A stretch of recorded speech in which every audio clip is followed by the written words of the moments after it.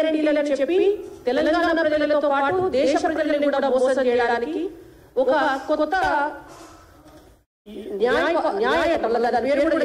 కొత్త మేనిఫెస్టోని రిలీజ్ చేశారు నిన్న. ఆ మేనిఫెస్టో ఎట్లా ఉన్నదంటే రాహుల్ గాంధీ గారు ఒక మాట అన్నారు, ఈ 5 గ్యారెంటీలు, ఈ 5 హామీలు మాకు ఆత్మలో అని చెప్పిండు. నిజంగా తెలంగాణ రాష్ట్రంలో అసెంబ్లీ ఎన్నికల సమయంలో ఇచ్చినటువంటి 6 గ్యారెంటీ రాహుల్ గాంధీ గారట నడుచుకుంటా తిరుగుతున్నాడట. కాబట్టి పాదయాత్ర చేసిన ప్రధానమంత్రి కావాలట మనకు. అంటే హెలికాప్టర్లలో పోయే ప్రధానమంత్రి వద్దు, నడుచుకుంటా పోయే ప్రధానమంత్రి కావాలి అని ముఖ్యమంత్రి రేవంత్ రెడ్డి గారు చెప్పినారు కదా. మేము ఒకటే అడుగుతున్నాం, అయ్యా ముఖ్యమంత్రి రేవంత్ రెడ్డి గారు, మీరు ఇయాల్టి సంధి నడుచుకుంటూనే పరిపాలన చేయరు. మీరు కారు ఎక్కద్దు, మీరు హెలికాప్టర్ ఎక్కద్దు, మీరు ఢిల్లీకి కూడా విమానం ఎక్కిపోవద్దు.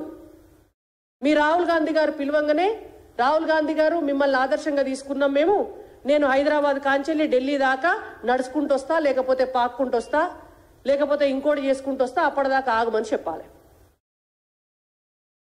ఇవాళ పరిపాలనా సౌలభ్యం కోసం, ఇతర దేశాలను కలవడం కోసం, దేశంలో ఉన్నటువంటి అన్ని రాష్ట్రాలకు వెళ్ళడం కోసం, అన్ని రాష్ట్రాల ప్రజలు అడ్రస్ చేయడం కోసం మనం ఎంత వేగంగా పోతే అంత వేగంగా పోవడం కోసం హెలికాప్టర్లకు పోతారు. హెలికాప్టర్ల పోవడం కూడా మీకు ఇలా ఇష్యూ అవుతుంది. డ్రెస్సులు వేసుకున్నది కూడా మీకు ఇష్యూ అవుతుంది. మీ లెక్క ప్రజా సమస్యలను పక్కదారి బట్టి క్రికెట్ మ్యాచ్లు చూడలే నరేంద్ర మోడీ గారు.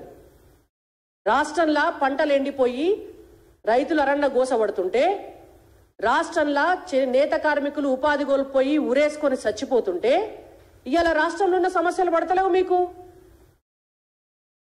మంచిగా నువ్వు భార్యా బిడ్డలు వేసుకొని ఉప్పల్ స్టేడియంలో కూర్చొని రాజు లెక్క క్రికెట్ మ్యాచ్ చూసుకుంటా జెండాలు ఒప్పుతున్నావు. గది మీ పరిపాలన చేసే తీరు.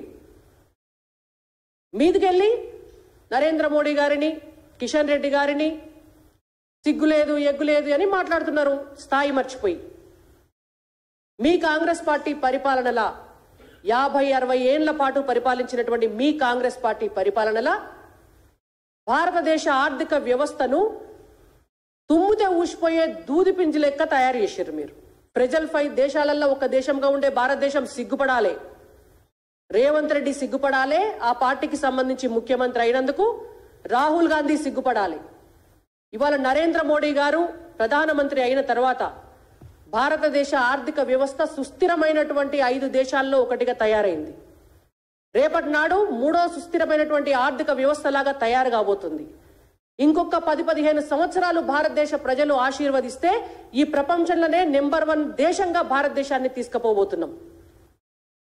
అటువంటి పరిపాలనను పట్టుకొని మస్తు మాటలు మాట్లాడింది రేవంత్ రెడ్డి గారికి. నేను బహిరంగంగా డైరెక్ట్ గా ఒక సవాల్ చేస్తున్నా. మీరు అన్నారు కదా ఏడాదికి 2 కోట్ల ఉద్యోగాలు ఇస్తానన్నటువంటి నరేంద్ర మోడీ గారు ఎన్ని ఉద్యోగాలు ఇచ్చిండ్రో చెప్పి ఎన్నికలకు రావాలని, చలో మీరు రండి, ఎక్కడికి వస్తారో, ఉద్యోగ కల్పన అనేటువంటిది ఎట్లా చేసినామో మేము చూపిస్తాం. భారతదేశంలో 2014 కంటే ముందు ఉపాధి అవకాశాలు ఏమున్నాయి, 2014 తర్వాత ఉపాధి అవకాశాలు ఎట్లా సృష్టించబడ్డాయో మేము చూపిస్తాం. మీరు అన్నారు కదా పార్లమెంట్లో క్వశ్చన్ అడిగితే 7.5 లక్షల ఉద్యోగాలు ఇచ్చినామని చెప్పి. 7.5 లక్షల ఉద్యోగాలు ఇచ్చినాము అంటే అవి కేంద్ర ప్రభుత్వ ఉద్యోగాలు. ఉద్యోగ కల్పన అంటే అన్ని ప్రభుత్వ ఉద్యోగాలు కల్పించి ఇయ్యరు, అందరూ ప్రభుత్వ ఉద్యోగాలు చెయ్యరు. రేపు నువ్వు ఎన్ని ప్రభుత్వ ఉద్యోగాలు ఇస్తావు తెలంగాణ రాష్ట్రంలో మేము చూడమా?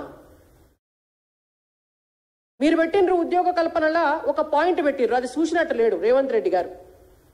యువ న్యాయం అనేటువంటి ఒక వాళ్ళ పాంచ్ న్యాయలో ఒక పాయింట్ పెట్టిండు. ఏంటిదంటే అది గిగ్ ఎకానమీలో సామాజిక భద్రతను కల్పిస్తాము అని చెప్పిండు. గిగ్ ఎకానమీ అంటే రేవంత్ రెడ్డి గారు మొదలు తెలుసుకోవాలి. ఇవాళ వాళ్ళు అడుగుతున్నటువంటి ఉద్యోగాల్లో ఒక 3 కోట్ల ఉద్యోగాలు భారతదేశంలో, ఒక 3 కోట్ల ఉద్యోగాలు కేవలం గిగ్ ఎకానమీ ద్వారానే సృష్టించబడ్డాయి.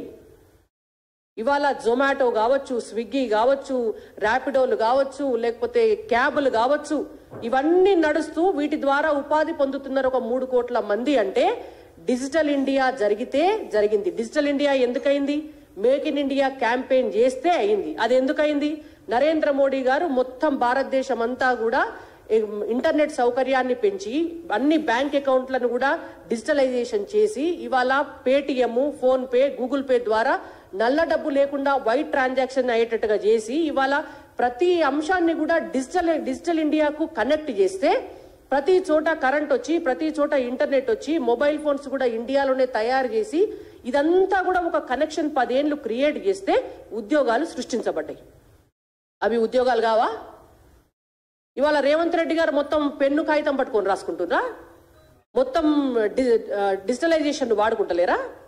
ఇవాళ రేవంత్ రెడ్డి గారికి ఏమన్నా కావాలంటే డిజిటల్గా ఆర్డర్ చేసుకుంటలేరా బయటికి?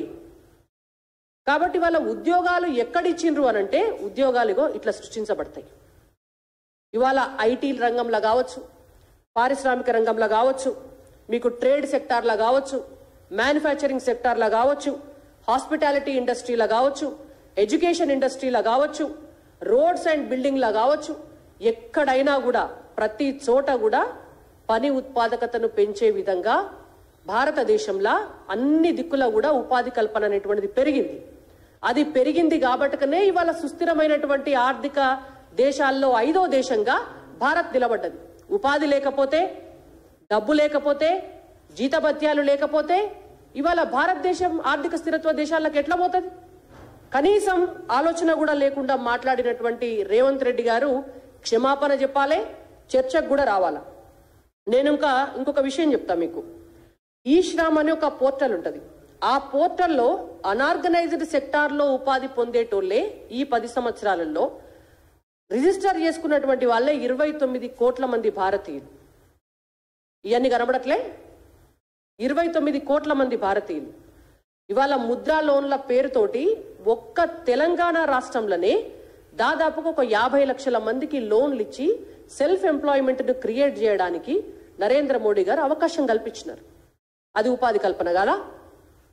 ప్రభుత్వ పథకాల ద్వారా ఇవాళ దాదాపుగా దెబ్బతిన్న వ్యాపార సంస్థల్నే ఒక 3,435 కోట్ల రూపాయలు పెట్టి 1,20,000 సంస్థలని పునరుద్ధరణ చేసిండ్రు భారతదేశంలో. వాటి ద్వారా 46,89,000 మందికి ఉపాధి కల్పన జరిగింది. ఇదంతా ఎంప్లాయ్మెంట్ కాదా? అంటే ఏ సెక్టార్లో ఎంప్లాయ్మెంట్ ఎట్లా క్రియేట్ అయిందో మనం ఓపెన్ డిబేట్ పెడదాం. రేవంత్ రెడ్డి గారు ఆ డిబేట్కు రావాలని చెప్పి నేను అడుగుతున్నా. కరోనా లాంటి విపత్తు ఏర్పడ్డ తర్వాత ప్రపంచమంతా కూడా చేతులెత్తేసింది. అమెరికా లాంటి సంస్థలు కూడా, అమెరికా లాంటి దేశాలు, యూకే లాంటి దేశాలు కూడా మేము ఉద్యోగాలు ఇవ్వలేము అని చెప్పి కంపెనీల నుంచి ఎంప్లాయీస్ని టర్మినేట్ చేస్తున్నటువంటి టైంలో భారతదేశంలో ఆత్మనిర్భర్ భారత్ అనేటువంటి ఒక స్లోగన్ తీసుకొని, ఒక పథకం తీసుకొని చిన్న చిన్న రోడ్డు పక్కన పెట్టుకున్నటువంటి చిరు వ్యాపారుల దగ్గర నుంచి పెద్ద పెద్ద సంస్థల దాకా కూడా అందరికీ కావలసినటువంటి భద్రతను, ఆర్థిక భద్రతనిచ్చి వాళ్ళ వ్యాపారాలకు భరోసానిచ్చి ఇవాళ 1% కూడా ఎక్కడ కూడా వ్యాపారాలు కానీ ఉపాధి కల్పన కూడా దెబ్బతినకుండా కాపాడుకొచ్చింది నరేంద్ర మోడీ గారు. ఇవన్నీ కళ్ళు కనబడతలేవు. కరోనా లాంటి టైంలో సీక్రెట్గా పోయి రాహుల్ గాంధీ గారు, వాళ్ళ చెల్లె ప్రియాంక గాంధీ గారు, వాళ్ళ అమ్మ సోనియా గాంధీ గారు వ్యాక్సిన్ వేసుకొని రాగానే సరిపోయిందా? ఇలా వ్యాక్సిన్లు భారతదేశంలో తయారు చేసి 100 దేశాలకు మనం ఎగుమతి చేసినామంటే ఇవాళ ఆ వ్యవస్థ ఉంటేనే సాధ్యమవుతుంది. ఇవాళ ఎంప్లాయ్మెంట్ క్రియేట్ చేయగలిగితేనే సాధ్యమవుతుంది. కాబట్టి తెలుసుకొని మాట్లాడాలి రేవంత్ రెడ్డి గారని నేను చాలా స్పష్టంగా వారికి చెప్తున్నా. ఇవాళ మేక్ ఇన్ ఇండియానే కాదు, అదొకటే కాదు, ఆత్మనిర్భర్ భారత్ తోటే కాదు, స్మార్ట్ సిటీ పథకం ద్వారా కావచ్చు, అటల్ పట్టణ పునరుద్ధరణ ద్వారా కావచ్చు, అందరికీ గృహ వసతి ద్వారా కావచ్చు, మౌలిక సదుపాయాల అభివృద్ధి ద్వారా కావచ్చు, పారిశ్రామిక కారిడార్స్ పెట్టడం ద్వారా కావచ్చు, ప్రతి సెక్టార్లో కూడా ఇలాంటి 9 ఆర్గనైజ్డ్ సెక్టార్లలోనే దాదాపుగా 1.5 కోటి ఉద్యోగాలు వచ్చినాయి ఈ 10 సంవత్సరాలలో. ఇవన్నీ కనబడతలేవు మీకు? మేమెన్ని ఉద్యోగాలు ఇచ్చినామో చెప్పి తెలంగాణలో ఓట్లు అడగాలన్నట. మేమెన్ని ఉద్యోగాలు ఇచ్చినామో చెప్పి భారతదేశం మొత్తం ఓట్లు అడుగుతున్నాం. మీరేం చేసినారో ఈ 100 రోజుల్లో చెప్పి తెలంగాణలో ఓట్లు అడగండి. ఇంకొక మాట కూడా అన్నారు రేవంత్ రెడ్డి గారు. ఏందది, ఎన్నిళ్ళు కట్టిండ్రు మీరు నరేంద్ర మోడీ గారు తెలంగాణ రాష్ట్రంలో? మీరు ఎన్నిళ్ళు ఇచ్చిండ్రో మీరు అడుగుండ్రి, మేము ఎన్ని ఇళ్ళు ఇచ్చినామో మేము అడుగుతాం అన్నారు. ఇది నేను ఒక ప్రింట్అవుట్ తీసుకొచ్చిన. ఈ ప్రింటు తెలంగాణ రాష్ట్రంలో డబుల్ బెడ్రూమ్ ఇండ్లు ఇచ్చినప్పుడు వాళ్ళకి ఇచ్చినటువంటి అలాట్మెంట్ ఆఫ్ రెవెన్యూ డిపార్ట్మెంట్ ఇచ్చినటువంటి వాళ్ళకి ఇస్తారు కదా, ఈ ఇల్లు మీకు చెందుతుంది అని చెప్పినటువంటి కాపీలు ఒక 4 పట్టుకొచ్చిన. ప్రతి దాంట్లో కూడా మీరు చూడండి, ఇవి government of Telangana revenue department allotment of housing unit under 2 BHK dignity housing, దీని కిందకి సంబంధించినటువంటివి.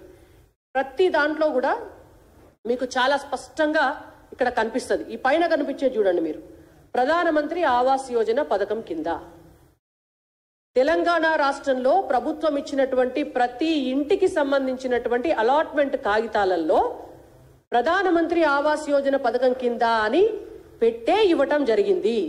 కానీ దీన్ని బయట పెట్టకుండా మసిబూసి మారేడుకాయ చేసి గత ప్రభుత్వము కేంద్ర ప్రభుత్వం ఇచ్చినటువంటి పైసల్ని వాడుకొని అడపాతడపా ఇండ్లు ఇచ్చుకుంటా కేంద్ర ప్రభుత్వం ఏమి ఇయ్యలే అని అబద్ధాలు చెప్పింది. ఇప్పటి రేవంత్ రెడ్డి గారికి కూడా మేము సవాల్ చేస్తున్నాం. మీరు మొన్న ఇచ్చిన ఇండ్ల విషయంలో కావచ్చు, మీరు శాంక్షన్ చేసి అలాట్ చేస్తున్నామన్నటువంటి ఇండ్ల విషయంలో కావచ్చు, ప్రధానమంత్రి ఆవాస్ యోజన పథకం ద్వారా కాకుండా, లేదంటే కేంద్రం ఇచ్చేటటువంటి హడ్కో రుణం ద్వారా కాకుండా నువ్వు ఒక్క ఇల్లు కట్టి చూపి, మేము దేనికంటే దానుకుంటాం. రేవంత్ రెడ్డి గారు ఈ తెలంగాణ రాష్ట్రంలో కట్టబోయేటటువంటి ఇండ్లకు ప్రధానమంత్రి ఆవాస్ యోజన స్కీమ్ వాడకుండా, ఆ స్కీమ్లో లబ్ధి తీసుకోకుండా, కేంద్రం నుంచి హడ్కో రుణం తీసుకోకుండా ఒక్క ఇల్లు కట్టి చూపియమనండి, మేము దేనికంటే దానుకుంటాం. నువ్వు కట్టినవా? నీకు అది చేత కాదు. ఇవాళ దేశంలో 3 కోట్ల ఇండ్లు పేద ప్రజలకు కట్టిస్తే నరేంద్ర మోడీ గారు, నువ్వు ఎన్ని ఇండ్లు కట్టించినావో చెప్పి ఓట్లు అడగాలని రేవంత్ రెడ్డి గారు మాట్లాడుతున్నారు. కాబట్టి స్థాయి మరిచి, హోదా మరిచి, ఇష్టం వచ్చినటువంటి మాటలు రేవంత్ రెడ్డి గారు మాట్లాడొద్దని తెలియజేస్తున్నాము. ఇంకొకటి, వీళ్ళు ఇచ్చినటువంటి 5 హామీలు ఎంత గందరగోళమైనటువంటి హామీలు. ఇందాకే నేను చెప్పిన, ఇవి ఆత్మలు అసొంటివి, ఇవి కనబడని ఆత్మలు ఇవన్నీ కూడా. ఈ ఆత్మల్లో ఒక ఆత్మ యువ న్యాయం. చదువుకున్న యువతకు సంవత్సరానికి 1,00,000 రూపాయలు ఇస్తారట. నేను చెప్పినగా ఇందాక, తనది కాకపోతే ఢిల్లీ దాకా దేకమన్నాడని. ఆయనవి కావుగా పైసలు, ఆయనవి కావు, ఆయన ఇచ్చేది కాదు. తెలంగాణలో ఉన్నటువంటి యువతకు 4,000 నిరుద్యోగ భృతి ఇస్తామన్నారు. ఇచ్చినారా ఇప్పటి వరకు? 100 రోజుల్లో మొత్తం 2 లక్షల ఉద్యోగాలు ఇస్తామన్నారు. ఇచ్చినారా ఇప్పటి వరకు? నేతి బీరకాయల నెయ్యి లేనట్టు అదెంత అబద్ధమో, 6 గ్యారెంటీల్లో నిరుద్యోగ యువతకు నిరుద్యోగ భృతి ఇవ్వకపోవడం ఎంత నిజమో, ఇవాళ వీళ్ళు 1,00,000 రూపాయలు ఇచ్చేది లేదు అని చెప్పడం కూడా అంతే నిజం. దీంతో పాటు నారీ న్యాయం అని చెప్పి ప్రతి పేద కుటుంబంలోని మహిళకు ఏడాది 1,00,000 రూపాయలు ఇస్తారట. అసెంబ్లీ ఎన్నికల ముందు చెప్పినారు, నెలకు 2,500 ప్రతి మహిళకి ఇస్తాము అని చెప్పి. ఇప్పటి వరకు దానికే దిక్కులేదు. 500 రూపాయలు గ్యాస్ సిలిండర్కి వేస్తామని చెప్పారు. ఇవాళ వరకు దానికి దిక్కులేదు. వాళ్ళ అకౌంట్లకు 500 రూపాయలు పడలే ఈ రోజు వరకు కూడా. ఒక్కటే వాళ్ళ అధికారంలోకి వచ్చి చేసింది ఏంటంటే, ఆర్టీసీ బస్సులల్లో మహిళలకు ఉచిత రవాణా కల్పించిండ్రు. ఆర్టీసీకి కూడా పైసలకు కొడుతుండ్రు. 4 దినాలైతే ఆర్టీసీ వాళ్ళు కూడా చెప్తారు, అయ్యా మేము నడపలేము, మాతోటి కాదు, మరి మాకు మీరు పైసలు పంపితేనే నడుస్తుంది అని చెప్తారు. ఆయనతో ఆ పథకం కూడా ఉష్కాక అవుతుంది. రైతు న్యాయం అట. వీళ్ళు రైతు న్యాయంలో 5 పాయింట్లు పెట్టిండ్రు. 1, శాశ్వత కమిషన్ ఏర్పాటు చేస్తాం. 30 రోజుల్లో బీమా సొమ్ము నేరుగా బ్యాంక్ ఖాతాలో జమ చేస్తాం. సమర్థవంతమైన దిగుమతి ఎగుమతి విధానం పెడతాం.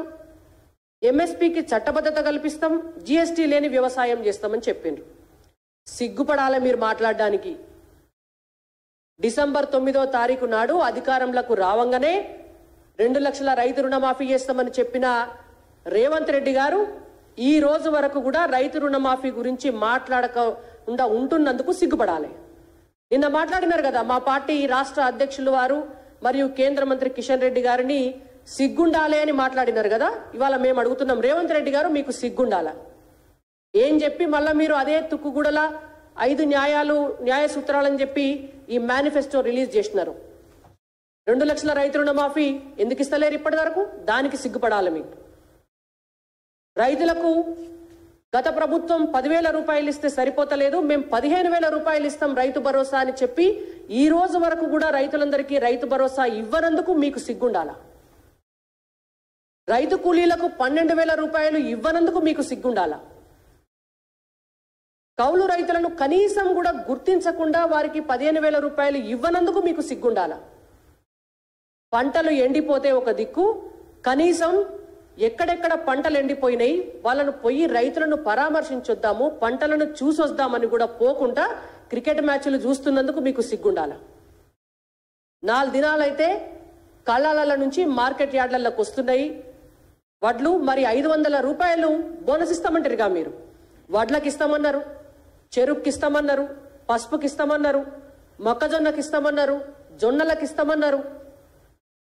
మరి వీటన్నిటికీ 500 రూపాయల బోనస్ ఒక్కొక్క క్వింటాలకు కట్టించేటందుకు ఈ రోజు వరకు కూడా జీవో దిగనందుకు మీకు సిగ్గుండాలి. ఏం శాత కాదు, బట్టి మాటలు మాట్లాడతారు, మీదికెళ్ళి ఉల్టా బీజేపీ మీద పడతారు.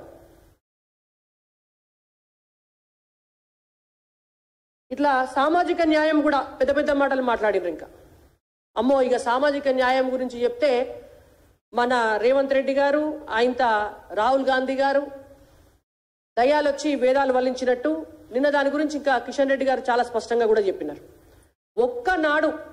ఒక్కనాడు కూడా ఉమ్మడి ఆంధ్రప్రదేశ్లో ఒక్క బీసీని సీఎం చేయలే కాంగ్రెస్ పార్టీ. ఒక్క బీసీని సీఎం చేయలే. దేశంలో 60 ఏళ్లు పరిపాలనలో ఉన్నటువంటి కాంగ్రెస్ పార్టీ ఒక్క బీసీని పీఎం చేయలే. మొత్తం ఆడవాళ్ళ కుటుంబ సభ్యులే ఉండాలి.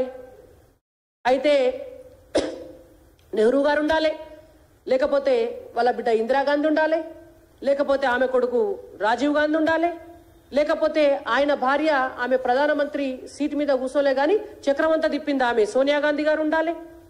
ఇవాళ ఏ హోదా లేకపోయినా రాహుల్ గాంధీ గారే ప్రధానమంత్రి కావాలి అని చెప్తున్నారు తప్ప ఎవరు లేరా మరి కాంగ్రెస్ పార్టీలా?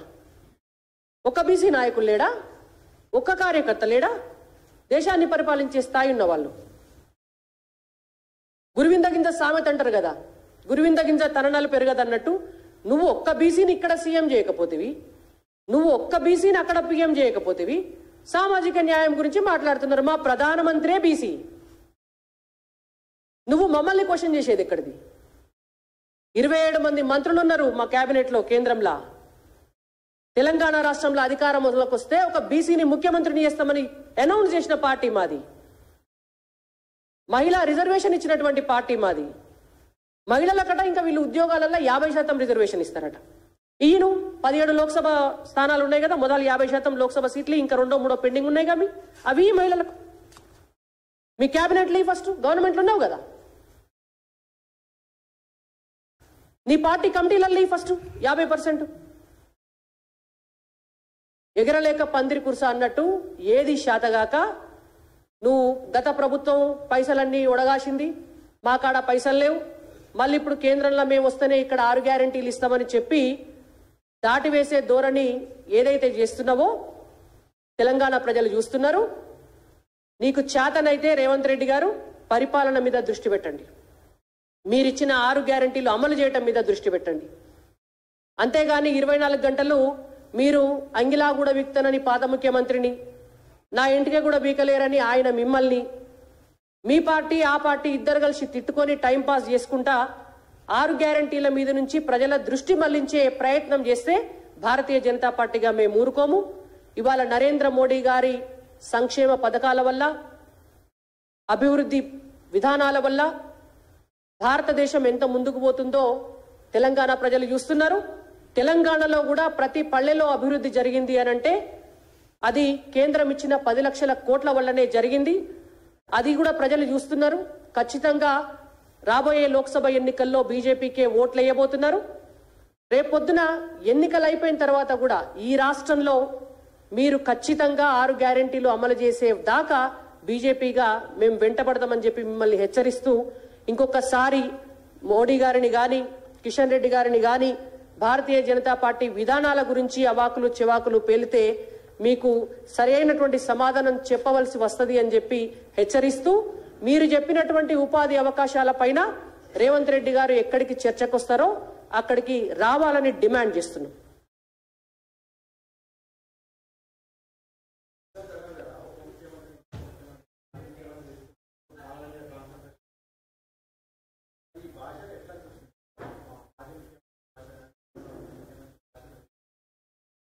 పబ్లిక్ ని డైవర్ట్ చేస్తున్నారు.